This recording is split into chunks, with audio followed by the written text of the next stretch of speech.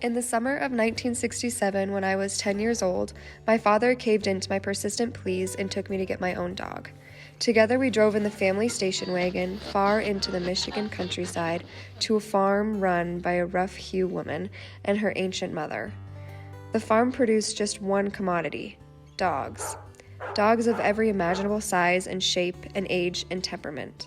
They had only two things in common.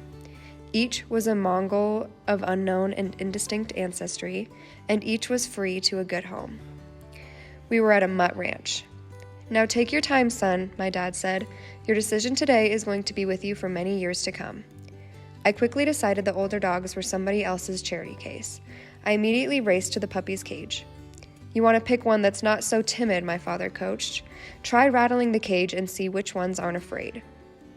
I grabbed the chain link gate and yanked on it with a loud clang. A dozen or so puppies reeled backwards, collapsing on top of one another in a squiggling heap of fur. Just one remained. He was gold with a white blaze on his chest, and he charged at the gate, yapping fearlessly.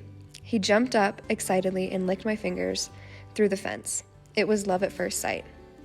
I brought him home in a cardboard box and named him Sean. He was one of those dogs that gives dogs a good name.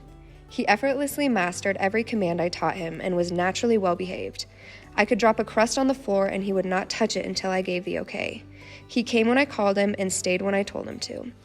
We could let him out alone at night, knowing he would be back after making his rounds.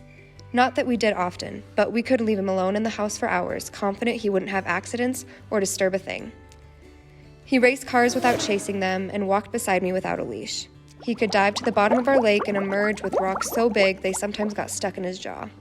He loved nothing more than riding in the car and would sit quietly in the back seat beside me on family road trips, content to spend hours gazing out the window at the passing world. Perhaps, best of all, I trained him to pull me through the neighborhood in a dog sled as I sat on my bicycle, making me the hands-down enemy of every single one of my friends. Never once did he lead me into a hazard.